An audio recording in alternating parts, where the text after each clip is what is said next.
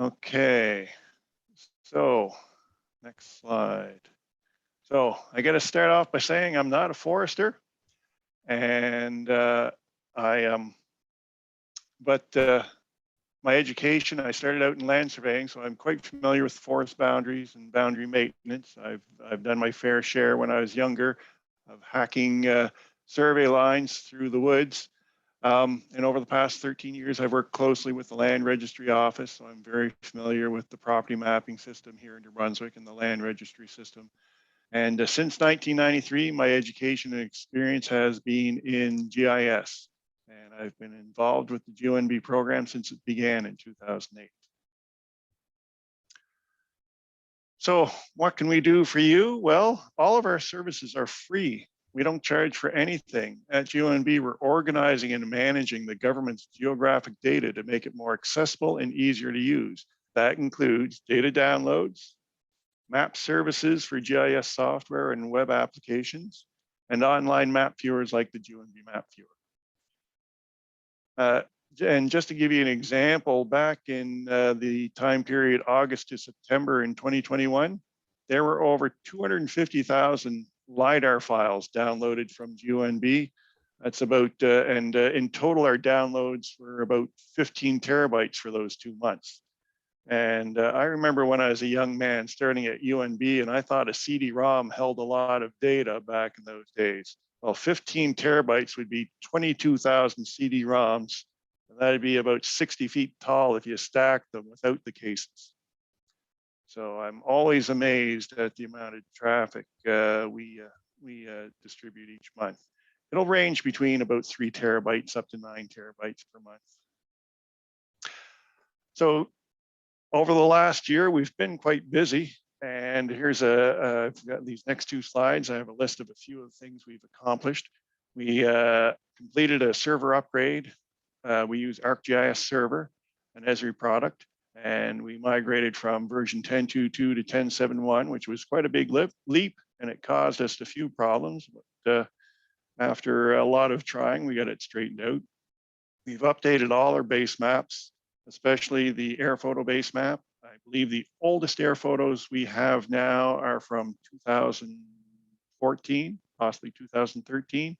Previously, we had some air photos as old as 2000. So that was a big update. And you'll find that most of the province is, like the entire East Coast is all 2020. And a lot of the municipalities have been updated with recent imagery. Most of the North and Northwest is from 2018. But we can have a look at that in more detail later. Another major update was the topo base map. We've added a new hill shade to the topo base map. This is a hill shade that's been derived from the LiDAR data, so it's much more accurate, much more realistic than what we had in there before. And we'll have a look at that when we look at the GeoNB Map Viewer. We now have a new buildings data set, so that the buildings were derived from the LiDAR data.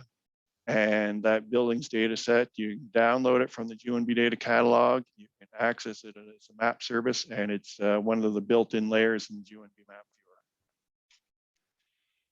Viewer. A few more new items. We retired a bunch of map services, and now these were map services that were no longer needed, or we had merged a couple data sets into a single map service. So we retired a bunch of map services. If you do find that you're trying to access something that's not available any longer, that's probably why. And if you get in touch with us, we can help you out. Everything we retired has a replacement map service. So, and some of these map services were temporary services that really weren't intended to be used by the public, but they do tend to leak out over time. We've added ArcGIS image server. So a lot of our elevation data that's derived from the LiDAR data is available as an image service. And also we have some of our imagery available from the image server as well. We've got a new source for the civic address data. We used to use the georeference civic address database that was mainly created by Service New Brunswick. But now we use the address NB data set, which is created by the NB 911 team at Department of Public Safety. We've also added an address geocoder service. So if you have a lot of addresses that you need to convert into latitude and longitude, we have a service that'll help you do that. And in the background, we've made quite a bit of improvement to our automated map updates. For example, the property maps are updated 5 days a week. I believe that goes the same for the address data and the road network data. And there's a couple others that get some automated updates as well. And there will be new flood maps coming from environment and local government. That could be as early as tomorrow. They've had some delays, and maybe that might slip till next week, but there should be a press release coming from the government on that. So I did reach out to Stephen Spear and asked him for some juicy topics that you guys might be interested in, and this is what he gave me. Let's talk about forest data in GeoNB. Let's talk about wetlands, and I like this last one. Why is the PID layer incorrect? I'm sure some of my colleagues in the land registry branch would love to give you their 2 cents on that, but we'll cover that. This is a monthly report that I do for GeoNB. Just gives a bit of an overview. Down here in the lower left corner is where I graph the total downloads in terabytes, and this is an older report from August, September, and you can see in August we had about 9 terabytes, and in September we had about 7 terabytes. So I guess that's about 16 terabytes in that 2-year period. And you can see our user traffic is slowly increasing over the years. This is about 7 years of data here across this graph in the bottom. And then this shows some of our popular services, popular web pages. And our data catalog downloads, you can see this last item here is LiDAR. It's by far the largest download that we provide to the public. So in case you didn't know, anytime you have a question about GeoNB, you can reach out to us to get help. We do have a contact us page on the GeoNB website. If you fill out the form there, all it does is send an email to this email address here, geonb@snb.ca. And so you can use the contact page, or you can just send us an email from your mail client. Most likely it'll be me who answers it, but when I'm not available, one of my coworkers will be answering emails that show up at that address.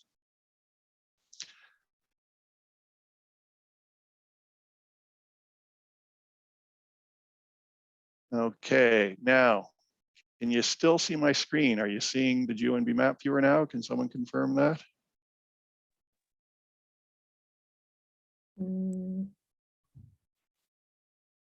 Or are you still seeing a PowerPoint slide? I think we're still seeing a PowerPoint slide. Okay, I gotta update the sharing here.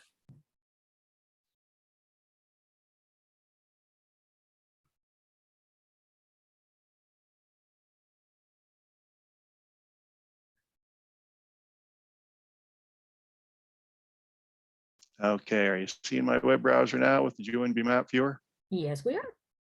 Excellent.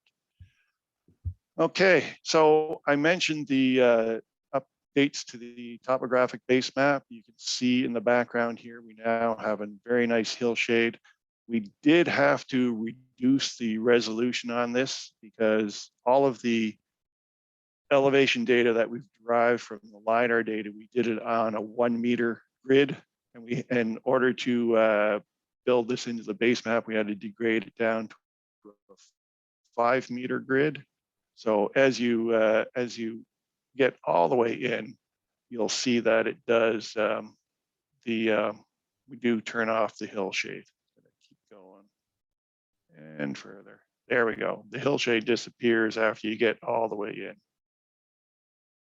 and then it's back. Now, The other thing we've done is in the layers list, and we did have a little notice about this.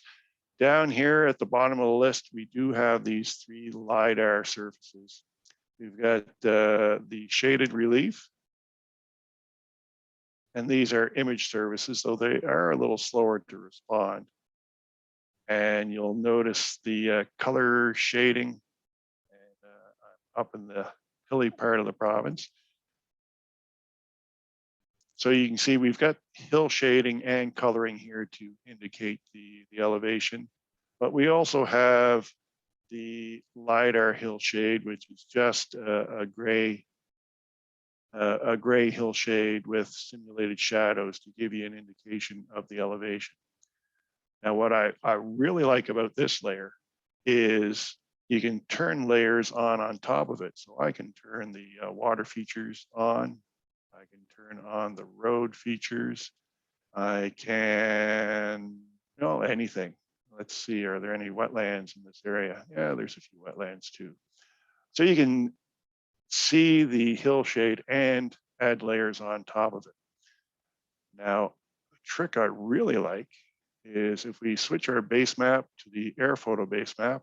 Now we're not going to see it at all, but if I come over here to the layers list and I go to this LiDAR hill shade layer and I click on the 3 dots on the right side here, there's a transparency adjustment.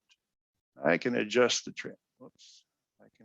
transparency on this, and then we can actually see the air photo through the LiDAR hill shade. So we're still getting a bit of the hill shade here to indicate where the hills are, and we can see where for example, the clear cuts are and where the forest still is. And let's just turn off this layer altogether. So there's the air photo without anything, without the LiDAR hill shade. And I can turn the LiDAR hill shade on, and it gives you a much enhanced view of the air photo. That's one of my favorite tricks. Now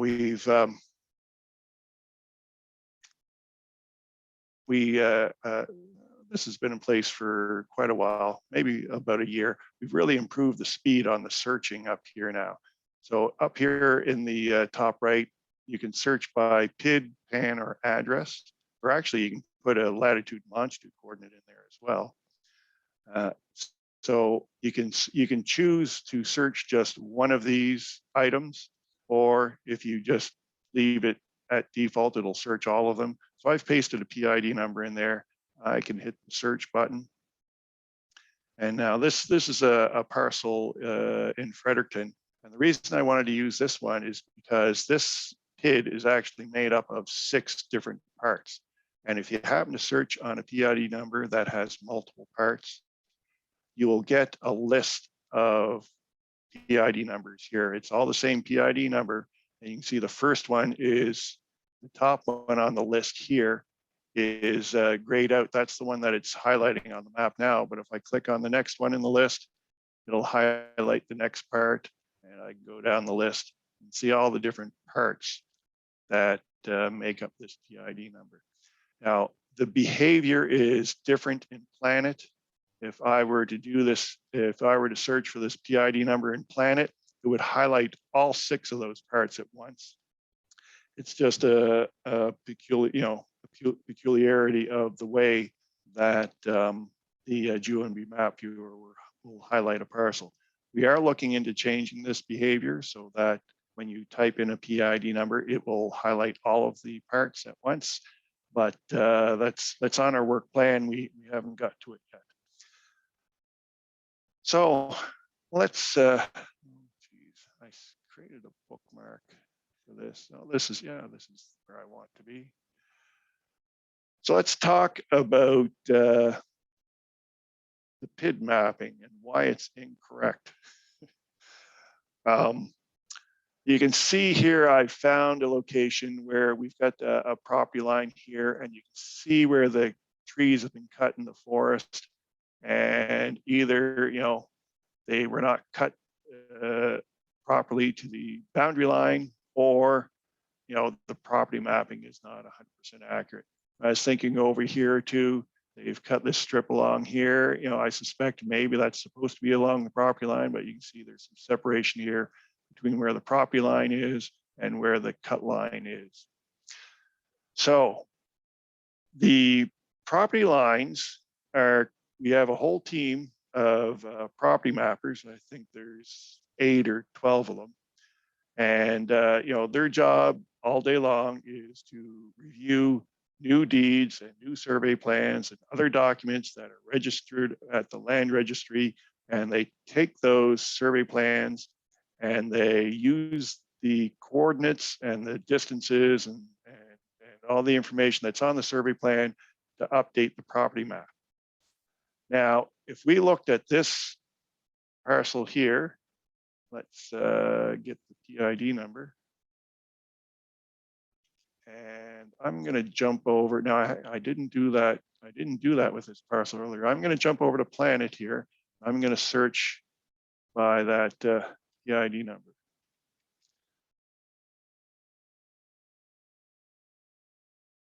So let's scroll down here. You can see there was a deed transfer in 2017. But there's a section down here for plans, and it shows no records. So there is no record of this plan, of this parcel here, ever being surveyed. So that would be the first thing I would say to a woodlot owner when they say, how come the PID mapping does not accurately show where my boundaries are?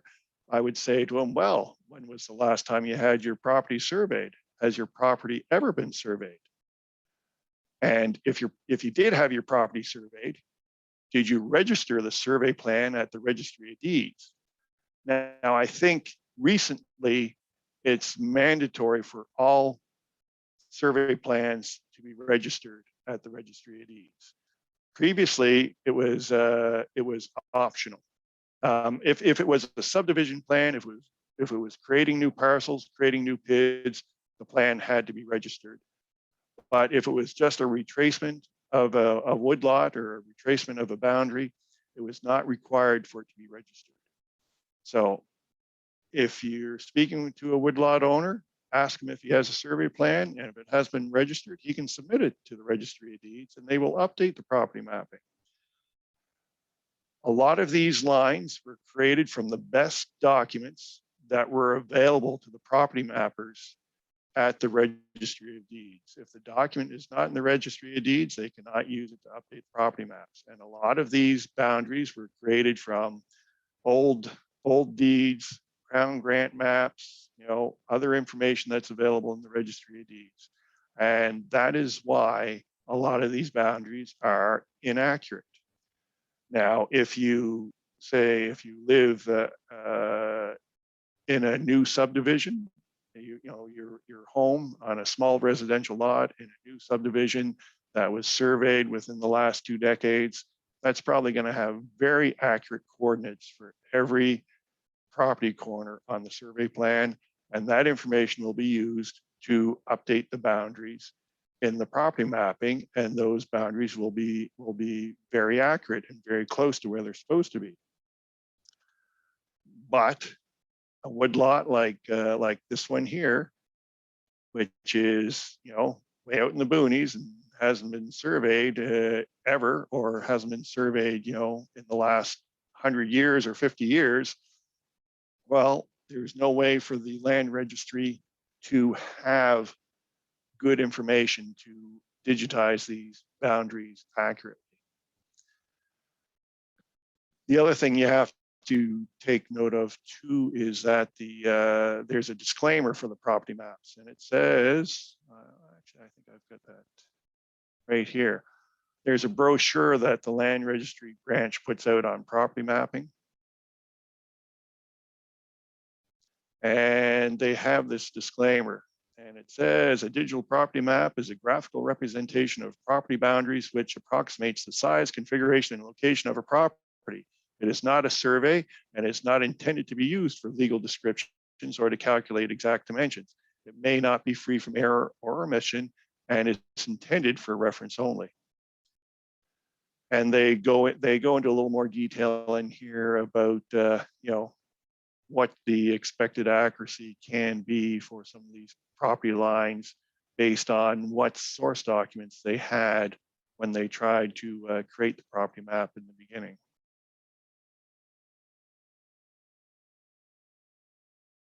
So any questions or comments on PID boundaries?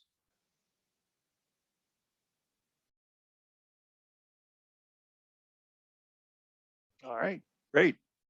Let's move on to wetlands.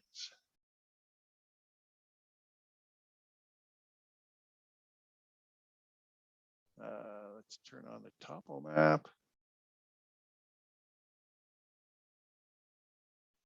So let's have a look around here. So you'll notice on the topo base map that we will have these areas symbolized with this little swamp symbol. Looks like weeds floating in water or something like that.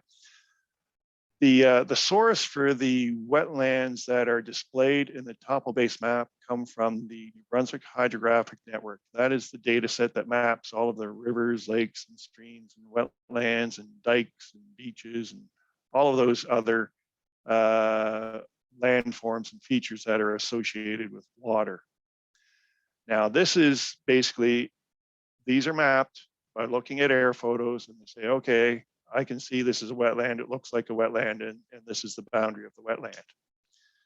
Now, and that mapping is actually done by the Department of Natural Resources. It's built right into their timber inventory mapping. Now, the Department of Environment and Local Government, they have the responsibility for enforcing wetland policy, and they have taken the information provided by Department of Natural Resources in the NBHN, New Brunswick Hydrographic Network data set.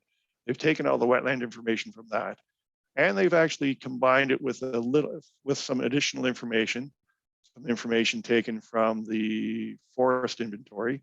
And for example, I believe one of the differences between what you see as a wetland on the topo base map and what you see when you turn on the wetlands layer. So this wetlands layer is created by the Department of Environment and Local Government. And I believe forested wetlands is one item that would be mapped in these yellow and brown polygons in the wetland data set, but may not be mapped as a wetland in the topo base map or in the NBHN data set. So that's one difference in the wetlands that you have to be careful about. Now, the Department of Environment and Local Government does have a process where a wetland boundary can be reviewed and corrected, but I believe it is the onus of the landowner to have, to hire a wetland biologist to more accurately map the boundary of a wetland or to determine whether or not a wetland even exists on a property. And, because we're mapping, the Department of Environment and Local Government is trying to create a map of wetlands for the entire province, there are bound to be some inaccuracies in different places. And yes, is there a question? Yeah, I was going to say, Bernie, or I've been told there is that, yes, if there's any question, you can bring out the biologist, but there was never any talk about cost it would load on her. It was always.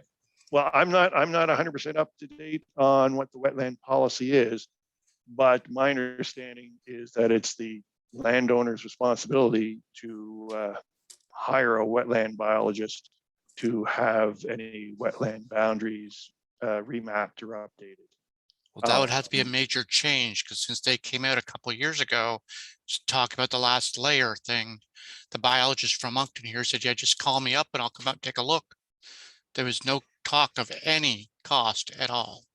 Okay, well, Yeah. there's a very good chance I could be wrong.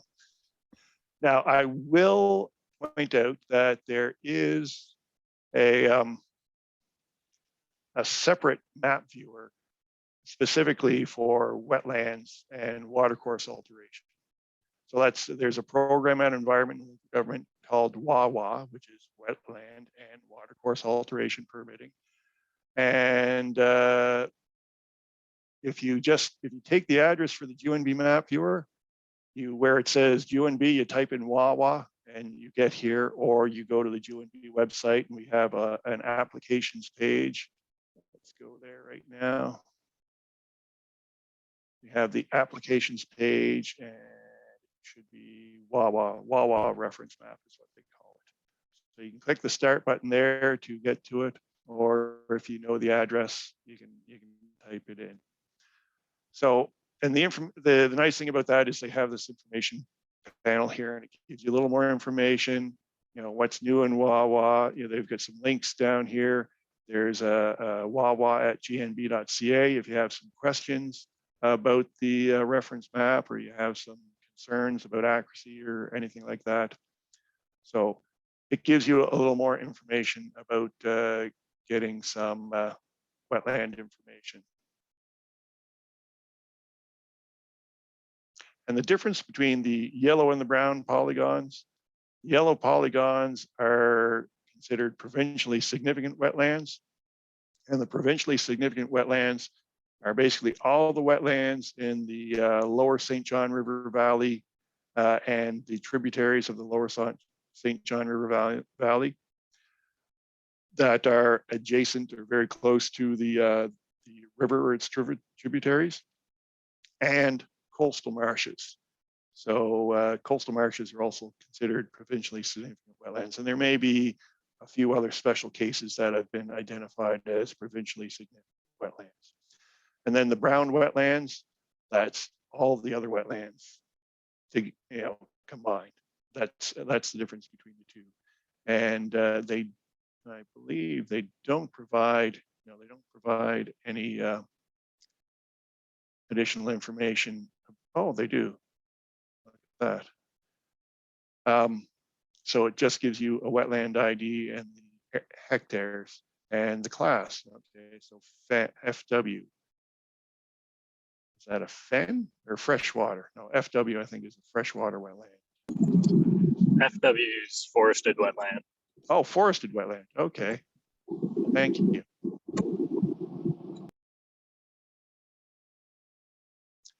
So any more questions about wetland? And I would recommend somebody contact ELG and ask them a question. I do know that each of the ELG regions, I think they've got 5 regions to cover the province. Each one is supposed to have a wetland specialist, and I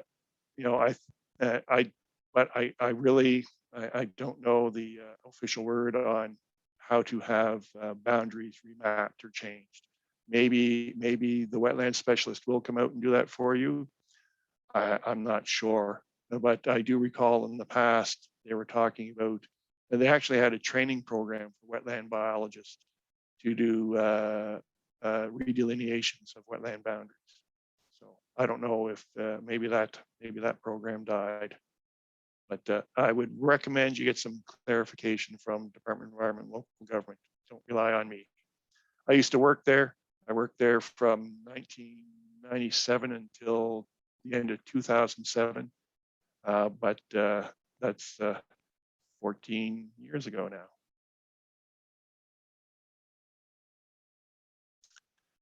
So what was the other topic, the other special discussion topic was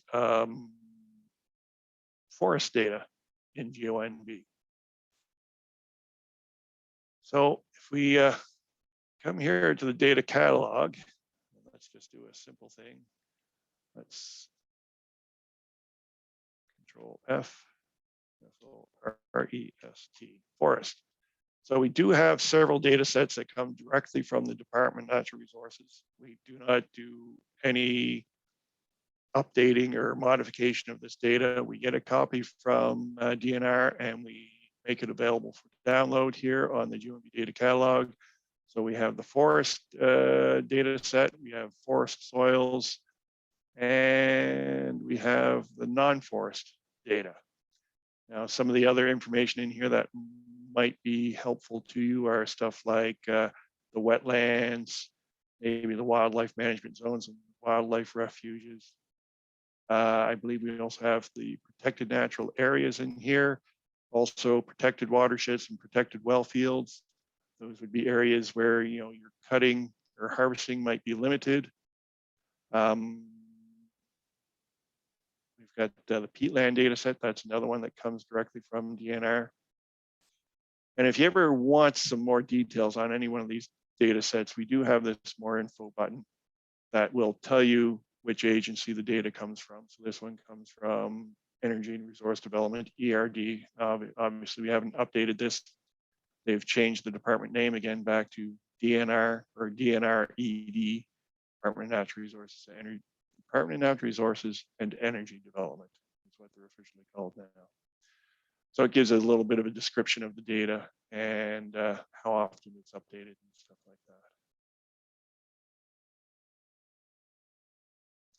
So if you're comfortable working with your own GIS software, you can come here, you can grab these data sets and download them and use them as you will.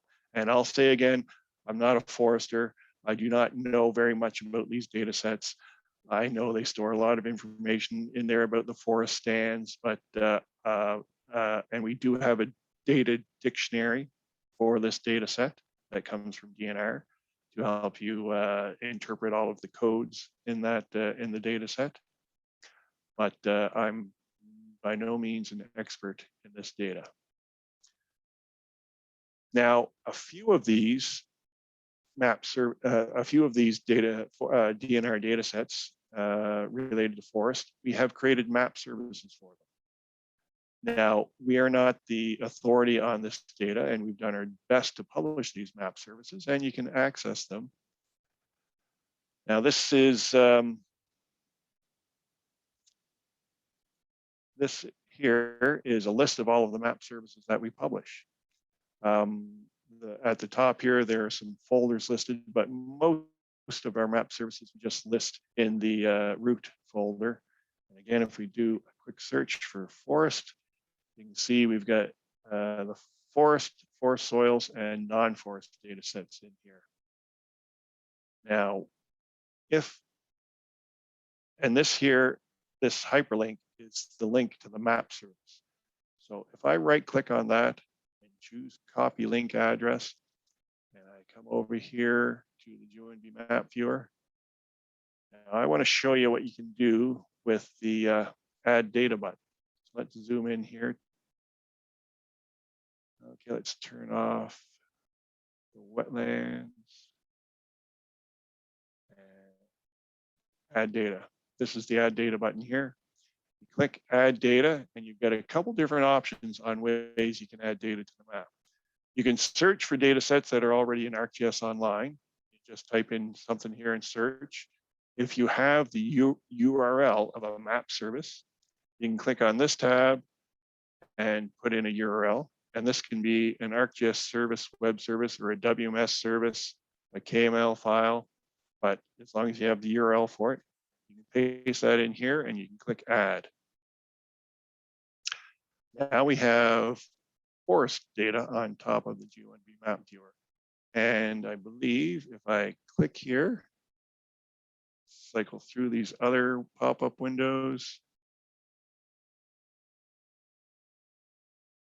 So here is the stand health attributes from the forest data. And again, you see all of the abbreviations in here. You guys know far more about this than I do, but this is one way to access this.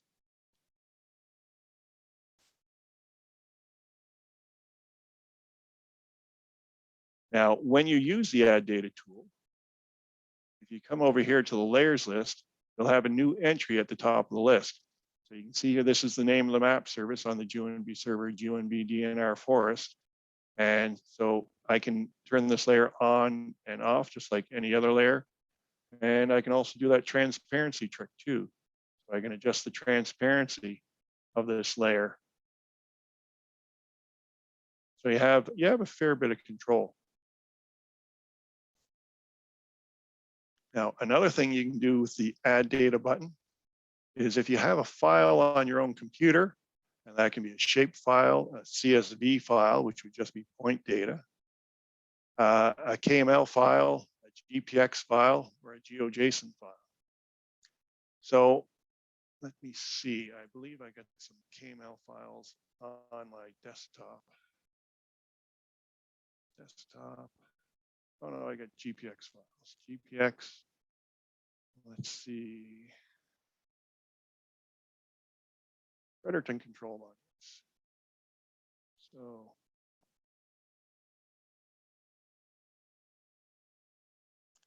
So now you see I've opened up this GPX file and there's a black square here, another black square here, and another black square here.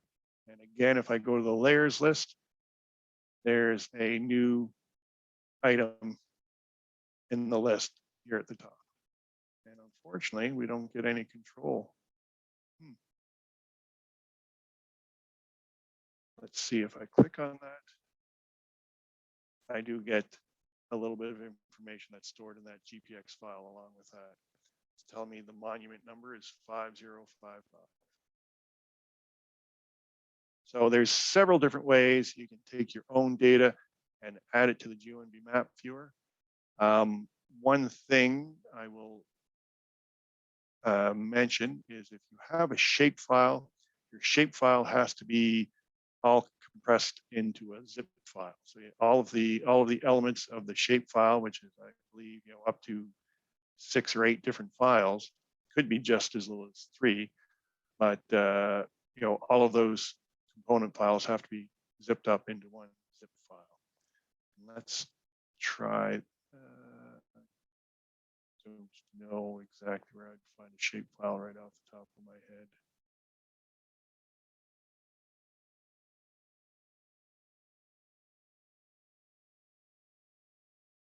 Oh, this one will do. Oh, well, and there's a problem. This is one of the shortcomings of using the add data tool. If you're adding data from a file, you're limited to 1,000 records or 1,000 features. I just tried to add one that has about 3,000 records, I think. So that failed. But if you have a zipped up shape file and it's just a small data set, it has less than 1,000 features in it, you can add it to the GeoNB map viewer yourself. Now, if you want to completely remove any of these layers that you've added with the add data tool, way down here at the bottom of this window, the add data window, there's a layers button. And I can delete those control monuments, or I can delete the forest data. So now we're back to no added data.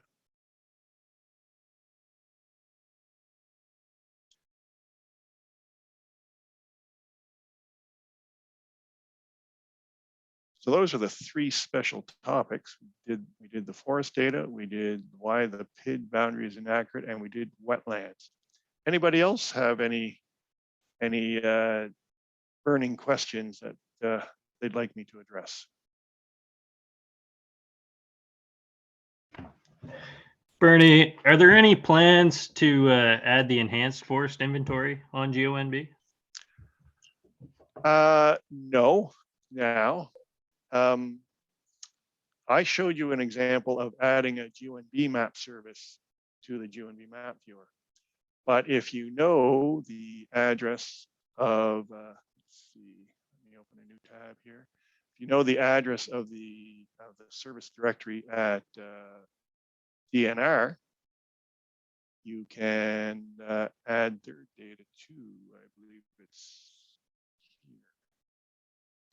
So this is the REST services directory from ArcGIS server at Department of Natural Resources. I can come here to the enhanced forest inventory. Now, all of these are image services. Okay, so which one would make sense to add to the map? Basal area, which one? Gross total volume. Give me a suggestion.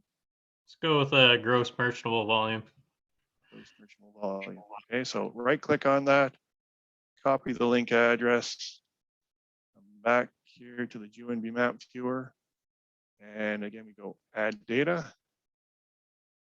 Whoops, gotta click the back button here. Add data by URL. Delete that and paste in the new one.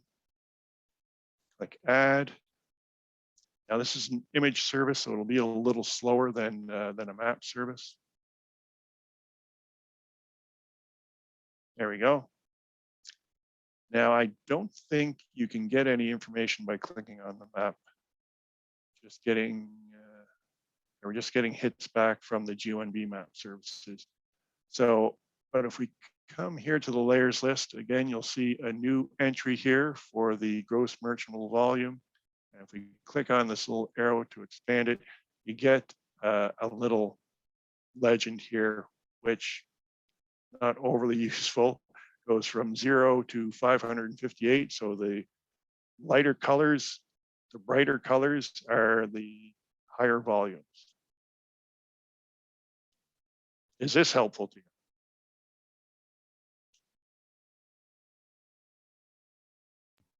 It might be worth playing around with.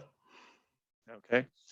Now, the other thing I will mention, which is a handy tool to use with GeoNB map services or you know, map services and from other people's servers like DNRs or Natural Resources Canada or whoever else, QGIS is a great tool, and it's they have a very user-friendly method for adding ArcGIS server map services right into QGIS. And I do have a project file for QGIS that already has a lot of the GeoNB map services added to it.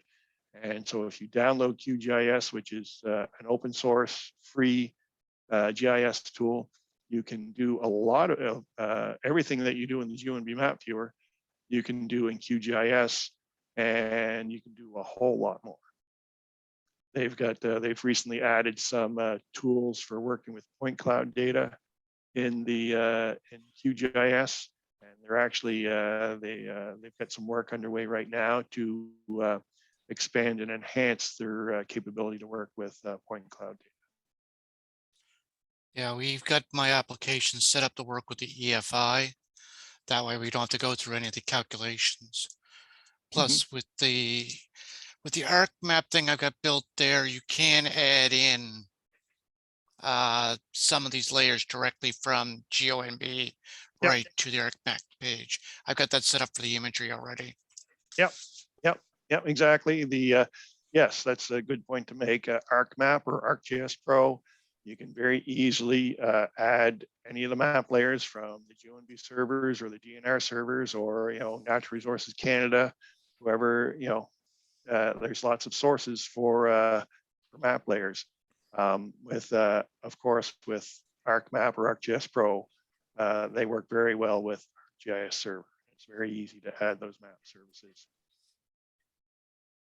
I've already told Esri I won't touch Pro with a 10-foot pole. Well, I've dabbled with it a bit. I'm not as much a hands-on desktop GIS user as some of our other staff. We've got a young guy. Well, he's 30. He from Newfoundland. He joined us in 2018, and he basically does everything in ArcGIS Pro now, and he says it's better. He likes it better.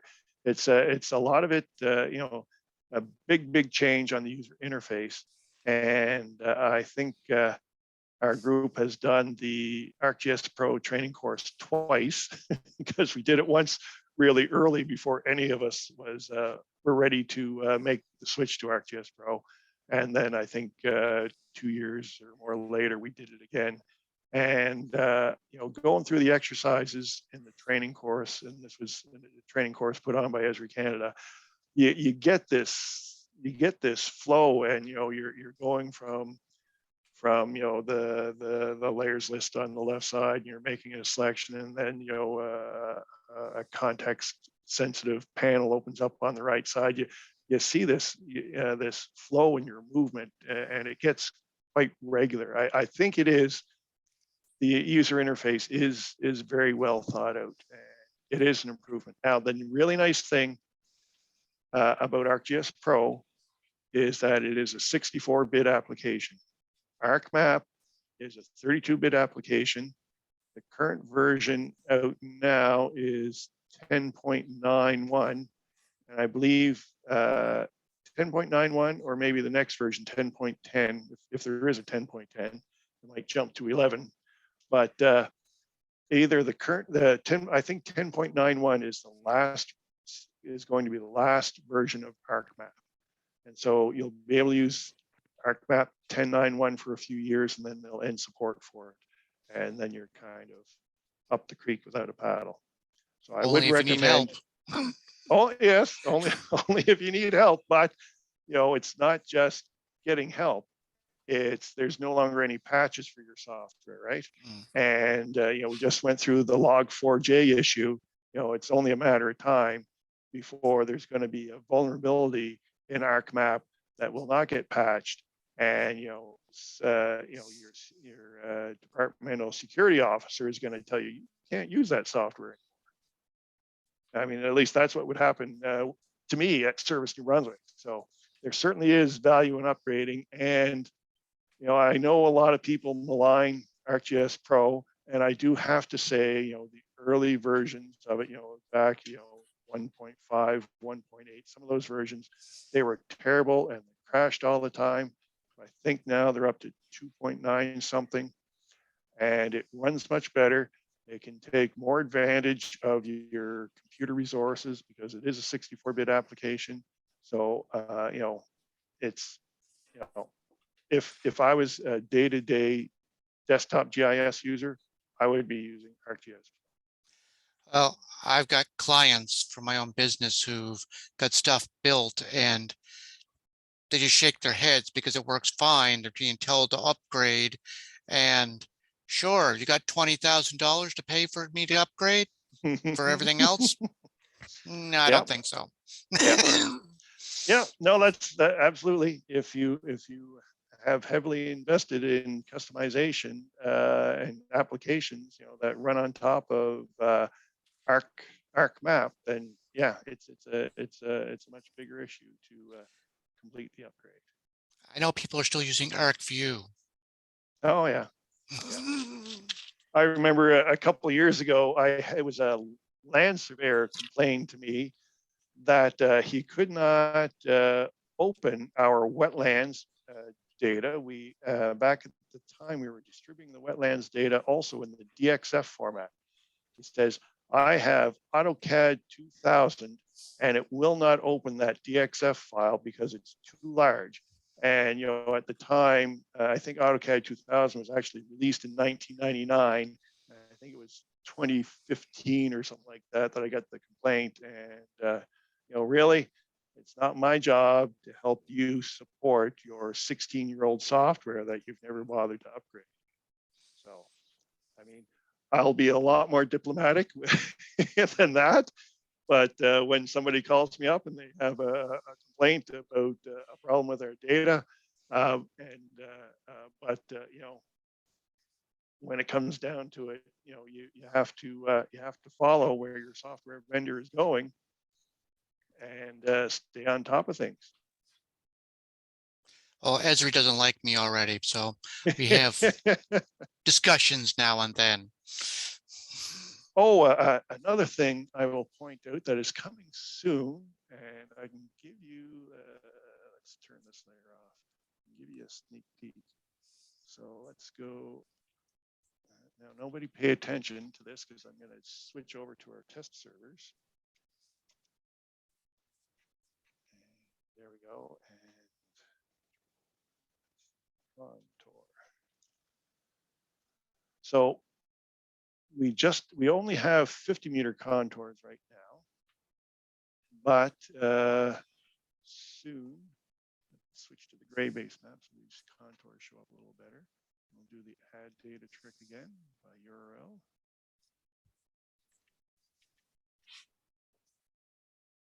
Oh, what the heck's going on there? That's not what I wanted. Layers, delete. Back over here. Copy link address.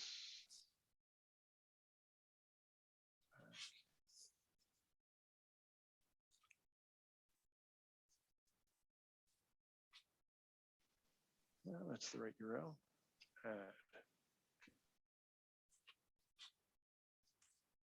There we go. So now these contours are generated from the LiDAR data. Well, actually, not directly from the LiDAR data, from the digital elevation models, the 1 meter digital elevation models that were created from the LiDAR data. Now, again, they're only at 50 meters, and we will be doing, the next step will be to do 10-meter contours, and then we'll attempt 1 meter. And if that is just too much of a load and it's going to take too many months to complete, we may go to 2 meters. It was actually quite a bit of work just to do the whole province at the 50-meter contour level. So, but that's one thing we've been wanting to have for a long time, is the contour theme, and we're working on it now, and it will be ready. There's a scale threshold on that. There we go. So, and you'll notice that these are far, far better than yeah, I mean, you can see the contours hugging along the road bed here, you know, up the ditch and up the bank road side of the road bed and back down again. These are very, very much better, higher accuracy contours than what we currently have in the GeoNB topo base. In fact, you can do a nice comparison just by turning on the topo base map. It's hard to see the gray contours against this background, but you can see here, for example, the two contour lines do agree fairly nicely here, but you'll see quite a bit of deviation, like here. You can see the old contour here and the new gray contour here. You probably have a separation of quite a few meters there. Yeah, 115 meters. So this is going to be a much better product for us. All right, any more burning questions? Bernie, do you have any plans in the future to implement a mobile device support network for the GeoNB map viewer? I know most of the time it's desktop, is it not? Yeah, well, now currently we're using Esri's web app builder to build all of our map viewers. It's a very good tool, and it makes it very easy and very fast for us to publish map viewers and to update them and make changes. Now they have a new tool out called Experience Builder, which is more mobile friendly. However, the web app builder, or the current GeoNB map viewer, does work on your mobile device. Now it will, if you, it's much better to have hold your phone in landscape mode, that the buttons will be larger and easier to tap. And you will find that, let me resize my browser window here. You will find that, yes, that's what I wanted to show. You will find that the toolbar here will collapse, and you'll have this little sandwich button with the, you'll have to click on that to get access to the tools. That's one problem, or not one problem, one change when you go from a desktop screen to a smaller mobile screen.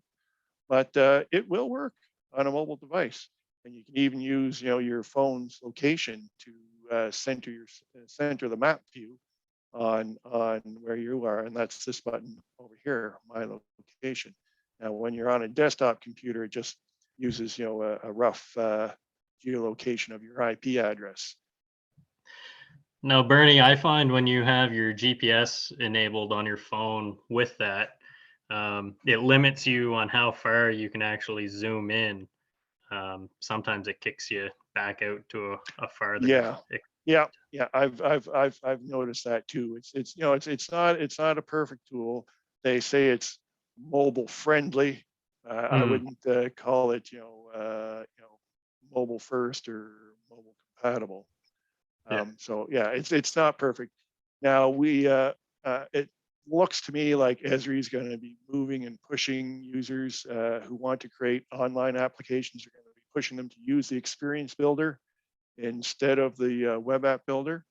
And so that's probably going to be where we end up. And so that just it just means you can create the one app and you can easily go from desktop to tablet to mobile, and the application will reformat itself more elegantly for the different screen sizes. And there also is the option of creating a purely mobile viewer, but yeah, we really haven't had a whole lot of people asking for that. Not a lot of demand. Actually, one thing I should mention, since we were talking about property lines, is that the Association of New Brunswick Land Surveyors has reached out to Service New Brunswick to talk about some problems that they've come across where people have been getting the coordinates from the GeoNB map viewer, and they've been going out in the field and they've been marking their boundaries, using their handheld GPS or using the GPS in their phone, and it's creating some problems, as you can imagine. Some untrained or non-licensed land surveyor out there creating boundaries and blazing trees and pounding iron bars in the ground based on coordinates off the GeoNB map viewer. It's very easy. You can use the measure tool, click on location button, and zoom into that corner and click on it.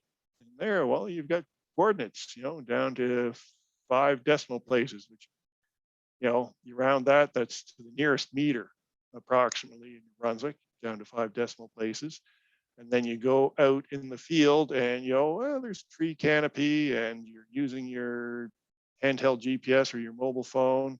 Your mobile phone, the antenna in your mobile phone, like a handheld GPS has a dedicated antenna for receiving GPS signals. The antenna in your mobile phone runs multiple purposes. It might be doing your Bluetooth and your cell data and your GPS reception. So it's the antenna is not intended or designed for GPS use. And the accuracy of the property line that you're picking off the GeoNB map viewer. I mean, I have heard of blunders in the property lines that were like over 100 meters. They realized there was this one location where a property mapper was reading a description and it mentioned a stream, and they looked on the Crown Grant maps, they saw a stream, and they started a boundary line from that stream intersection, and it was the wrong stream. It was the next stream over. And so you can imagine how much of an error that created in the property maps, and that would propagate across all the adjacent properties. So the New Brunswick Land Surveyors Association wants to talk to us about what we might be able to do to help educate folks about property maps and handheld GPS and mobile phones. So something to be aware about. Whenever anybody asks me, how do I get a coordinate from the GeoNB map viewer? In my response, the first thing I do is I give them the disclaimer about the accuracy of the property lines. I tell them that New Brunswick Land Surveyor is the only one who's approved to mark boundaries and pound corner markers and stuff like that. But I will say, you want to pick the corners of your property off the GeoNB map viewer and go looking for boundary evidence, well, that's perfectly fine. If you want to go there and do some reconnaissance, you might actually find a line of blazed trees or an old iron bar or a wooden post or stuff like that, or old fence wire, old rock walls, all that stuff that is evidence of boundaries. It can be useful for reconnaissance. But anybody who's picking coordinates off the GeoNB map viewer and deciding, oh, well, this is where the boundary is. I can cut all the trees up to this line. There's a very good chance that you're wrong. You're not in the right location and you're cutting somebody else's trees. I'm sure most of you already understand that, but just thought it's worth mentioning since we were talking about PID boundaries.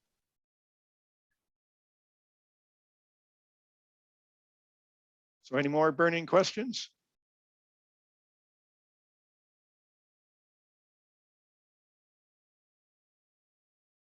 I think you filled them with knowledge, Bernie. Okay, that's great. Well, yeah, we don't I have to learned a go lot. because it's after 3 o'clock, because I could talk about this all day. Yeah. Well, thank you for presenting this today. That was wonderful. No problem at all. The Fredericton office, Helps me with my professional development hours. the YSC office sends their regards. However, they have no internet at the moment, so they couldn't join. Oh, okay. All right. Well, I did notice you started a recording. I did. We'll Oh, plan on so- sharing it out to any of the marketing board members that Okay, like to view. great. Great. And like I said earlier, you have any questions, GeoNB@snb.ca. You can always look me up in the government employee directory if you wanted to give me a call. My phone number's in there. But feel free to reach out if you have any questions. That's fantastic. Thank you very much. And thank you Okay. guys for coming out. Have a good day, Yes. guys. Yes, thanks for the questions. It was a great day. Thank you.